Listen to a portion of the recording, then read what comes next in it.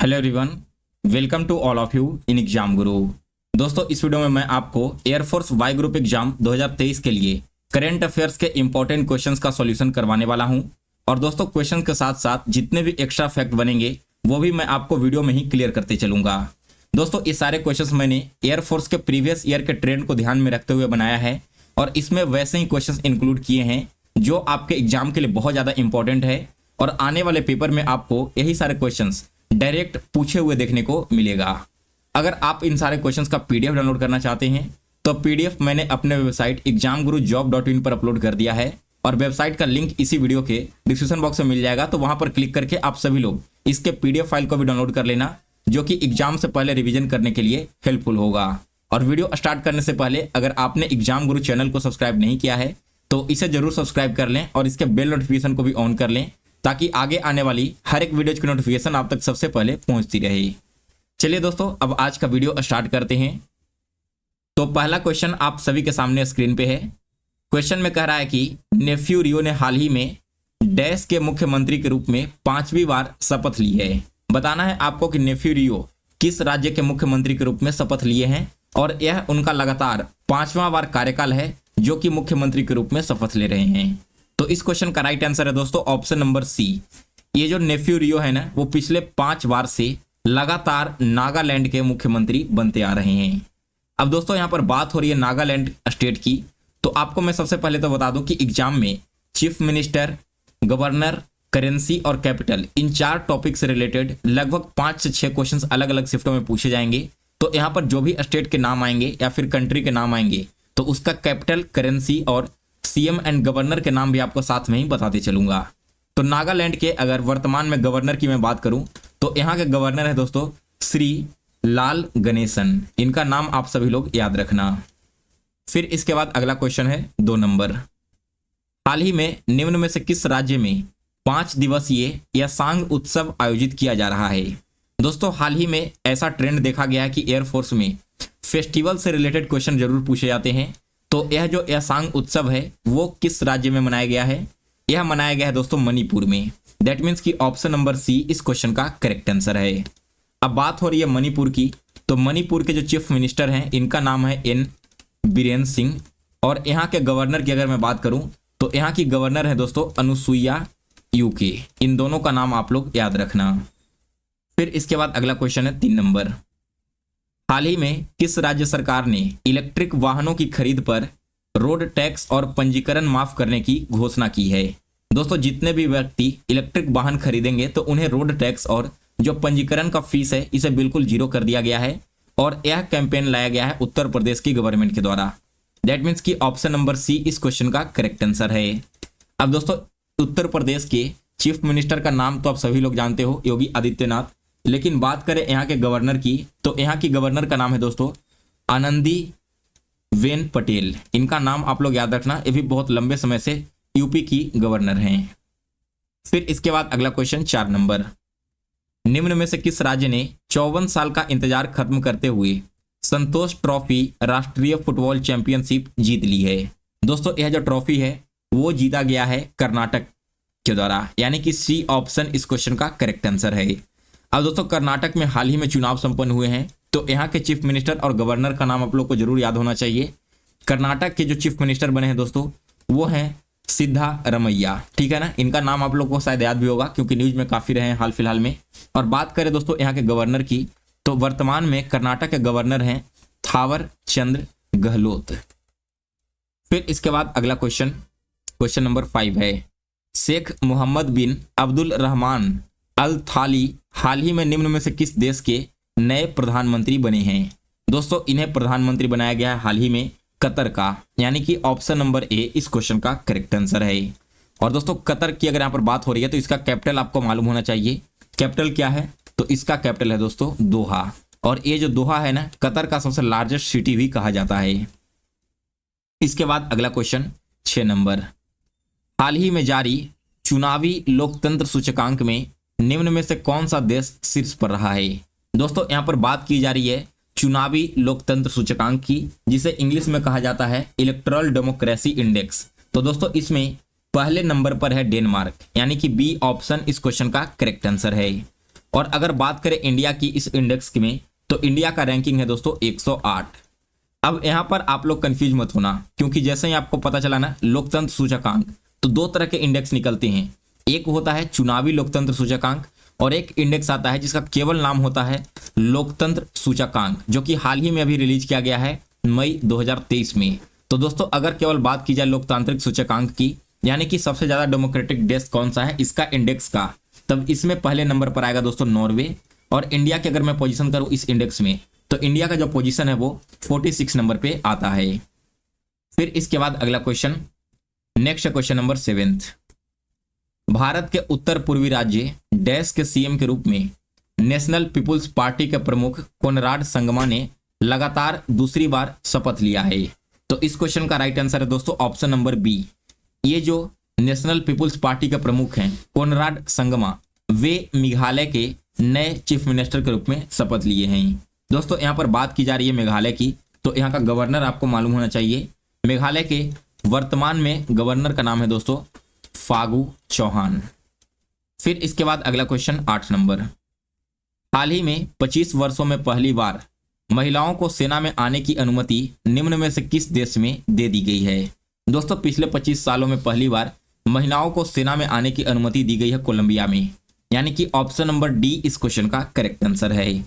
अब बात की जा रही है कोलंबिया की, तो यहाँ का कैपिटल है दोस्तों बोगोटो, और यहाँ की अगर मैं करेंसी की बात कर लूँ तो करेंसी यहाँ की है कोलंबियन पेसो। वैसे मैं एक सेपरेट वीडियो बना दूंगा आप सभी के लिए, जिसमें जितने भी इंपॉर्टेंट कंट्रीज हैं उन सभी का कैपिटल और करेंसी करा दूंगा, क्योंकि ये ट्रेंड आपका पिछले 5 सालों से एग्जाम में पूछे जाने का आता रहा है।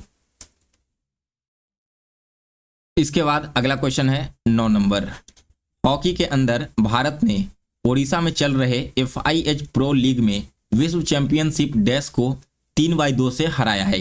दोस्तों हाल ही में ओडिशा में FIH प्रो लीग चल रहा था, जिसमें भारत ने किस देश को हराया है? तो दोस्तों यहाँ पर भारत ने हराया है जर्मनी को। तो सी ऑप्शन इस क्वेश्चन का करेक्ट आंसर है। और विजेता कौन बना है? तो विजेता यहाँ पर भारत बना है। इसके अलावा दोस्तों हाल ही में एक और ट्रॉफी चल रहा था जिसका नाम था हॉकी एशियन चैंपियनशिप, और ये दोस्तों आपका वुमेन चैंपियनशिप था, आप इसे मेन चैंपियनशिप मत समझना। तो इसमें अगर मैं बात करूं विनर की, तो इसमें भी विनर रहा है दोस्तों आपका इंडिया। और किसे डिफीट करके बना है? तो यहाँ पर इसने डिफीट किया है थाईलैंड को। ये दोनों आप लोग को याद रखना है कि अगर पूछ लिया जाए कि Asian championship women's hockey match में विनर कौन रहा, तो इंडिया रहा है, और अगर रनर अप कौन रहा है तो थाईलैंड रहा है। फिर इसके बाद अगला क्वेश्चन है 10 नंबर। हाल ही में भारत और, एक मिनट रुक जाइए पेन का कलर चेंज कर लेता हूं। हाल ही में भारत और निम्न में से किस देश के साथ एक्सरसाइज डस्ट लीग 2023 का आयोजन किया जा रहा है? दोस्तों यह जो एक्सरसाइज डस्ट लीग है ना, ऑलरेडी 2019 में आपके एग्जाम में आ चुका है। तो बात करें एक्सरसाइज डस्ट लीग की, तो यह आयोजित किया जा रहा है दोस्तों भारत और उज्बेकिस्तान के बीच में, यानी कि बी ऑप्शन इस क्वेश्चन का करेक्ट आंसर है। और इसका वेन्यू कहां पर है? तो दोस्तों इसका जो आयोजन है वो किया जाएगा भारत के उत्तराखंड राज्य में। कई बार आपसे कंट्री का नाम नहीं पूछ करके वेन्यू पूछ लिया जाता है, तो आप लोग इसे भी याद रखना। फिर इसके बाद अगला क्वेश्चन है, लेकिन उससे पहले दोस्तों आपके लिए एक छोटी सी इन्फॉर्मेशन। अगर आप air force X Y group exam 2023 में अपीयर होने जा रहे हो, तो दोस्तों चक्षु पब्लिकेशन की तरफ से प्रैक्टिस सेट लॉन्च कर दिया गया है। और दोस्तों यह प्रैक्टिस सेट बिल्कुल आपके एग्जाम के पैटर्न पर बेस्ड है। ऐसे ही क्वेश्चंस आपको एग्जाम में देखने को मिलेगा। इसमें दोस्तों आपके डिटेल्ड सॉल्यूशन भी दिए गए हैं, और यह जो प्रैक्टिस सेट है वो हिंदी एंड इंग्लिश दोनों ही लैंग्वेज में उपलब्ध है। तो अगर आप इन बुक्स को परचेज करना चाहते हो तो अमेजॉन एंड फ्लिपकार्ट पर ये सारे बुक्स अवेलेबल हैं, और इसे परचेज करने का लिंक इसी वीडियो के डिस्क्रिप्शन बॉक्स में दिया गया है, तो उस पर क्लिक करके आप सभी लोग बुक को बाय कर लेना। चलिए अब आगे बढ़ते हैं दोस्तों अगले क्वेश्चन की ओर। नेक्स्ट है क्वेश्चन नंबर 11th क्वेश्चन। देखिए क्या कह रहा है कि हाल ही में रायसीना डायलॉग के 8वें संस्करण के उद्घाटन सत्र में मुख्य अतिथि के रूप में किस देश की प्रधानमंत्री जिजोर्जिया मेलोनी शामिल हुई है? दोस्तों यह जो जिजोर्जिया मेलोनी है ये शामिल हुई है, जो कि इटली की प्रधानमंत्री हैं।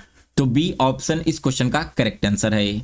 अब दोस्तों इटली की बात की जा रही है, तो यहाँ का जो कैपिटल है वो रोम है दोस्तों, और यहाँ की जो करेंसी है वो है यूरो।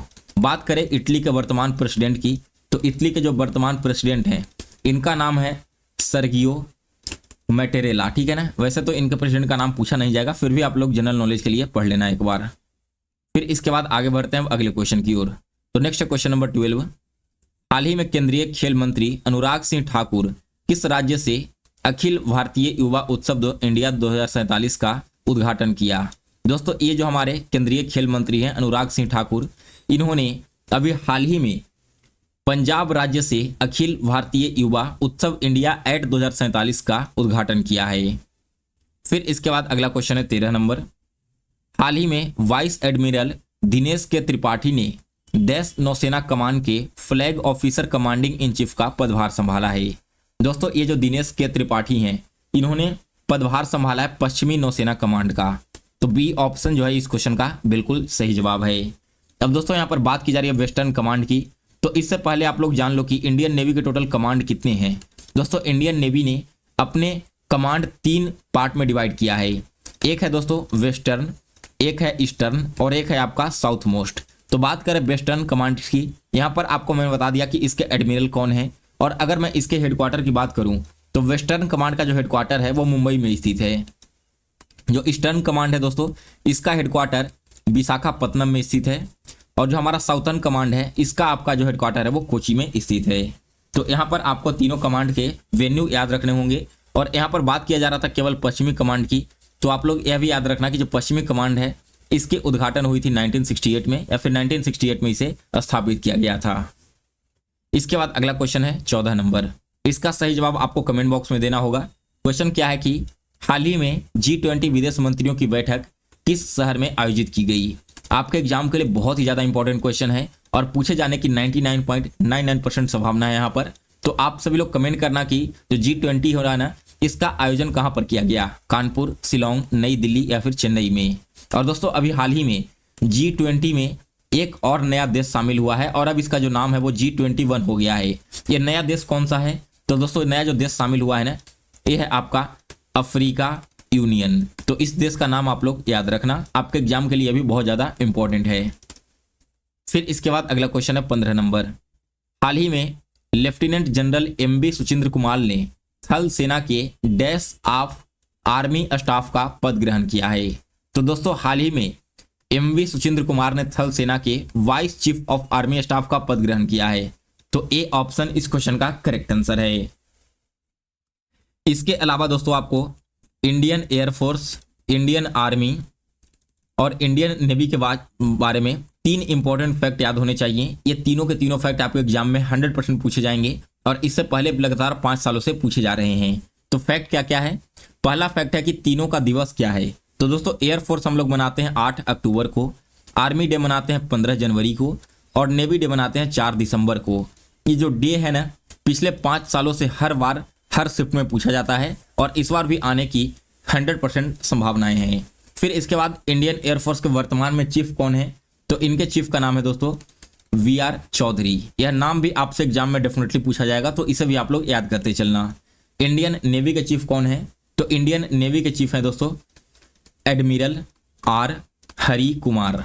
और इंडियन आर्मी के चीफ कौन है? तो इसके चीफ है दोस्तों जनरल मनोज पांडे। ठीक है ना, ये तीनों के तीनों नेम आप सभी को याद रखने हैं। अब यहाँ पर दोस्तों आप लोग एक बात और याद रखना कि इंडियन नेवी में जो चीफ होते हैं ना, उनके नाम के पहले क्या लगाया जाता है। यह क्वेश्चन ऑलरेडी आपके कोस्ट गार्ड एग्जाम में पूछा है। तो दोस्तों इंडियन नेवी के जो चीफ होते हैं, इनके नाम के पहले एडमिरल लगाया जाता है। तभी मैंने यहाँ पर बताया ना, एडमिरल R हरि कुमार अभी इंडियन नेवी के चीफ हैं।